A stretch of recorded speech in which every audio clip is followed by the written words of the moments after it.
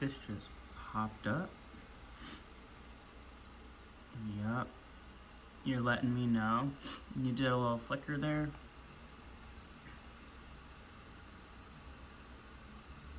I watched it appear from, again, the same spot that feels like this portal in the middle of the sky that I can access.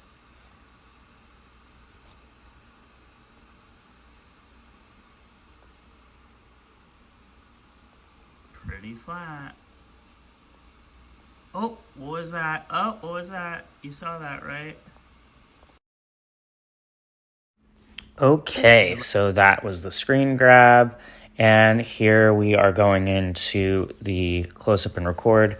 Unfortunately, I forgot to rotate my phone, so we have a little bit of a smaller, more narrow replay. But as you can see here, I captured it once it was super duper small, and it quickly started to get larger and shapeshift. Much like the other ones, this was constantly shape-shifting, constantly moving, dropping off things, receiving things. What was really interesting about this one was that there were some shapes that were similar, and then a couple of these moments in particular that were really fascinating to me. In this one, you really get an opportunity to witness different types of drops. I feel like most of what I've seen and shared with you thus far is really drops that are either, babies, or they are mists or appear to be mists. And I've been actually receiving a little bit of channeling on this. And actually, sometimes it's not mists, it's actually frequencies that I'm able to see and capture. And those who are ready to see them will. This was a very interesting moment because I wanted to replay because the shape that it shifted to before it started to cloak, and how it came out of it was really, really fascinating. I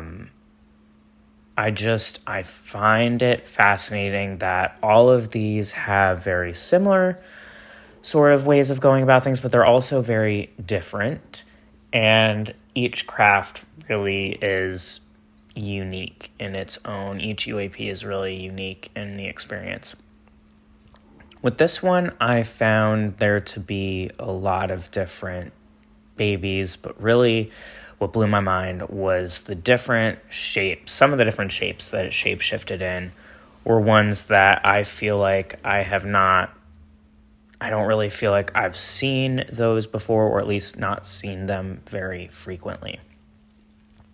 The screen grab is from later in the video. It's right at that tail end of the video where this seemingly super, super bright, like star-like shaped object comes out from it. And I don't know, it was fascinating.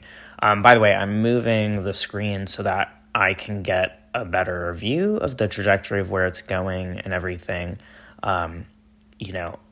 Not exactly changing anything outside of the perspective of things here. So I think it's fascinating. It was definitely moving up and down. One of the things that's interesting to me is they're all moving at such a pace that there's this illusion that it's going in one direction, that it's completely level, and this is one of the ways that they're able to make people believe these are planes or not pay attention to them. Because, right, a lot of these UAPs that people are noticing in the skies, they're noticing them because they are doing very strange behaviors, right? They're moving all over the place. They're incredibly bright.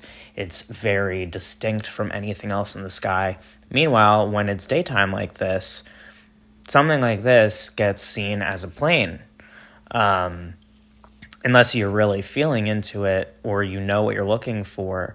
I was not able to see anything with the naked eye coming out of it or the direct shape-shifting. What I was able to see, except for that little star shape. Now the star thing, what I was able to see with the naked eye basically was seemed like a ball of light. And I just noticed that sort of at the back end of it, it got very, very vibrant. And it looked briefly as if something was hovering above it. Sometimes I'm able to see that, sometimes I'm not. I was also able to tell that it was moving. It was moving pretty fast, as you could see from the trajectory.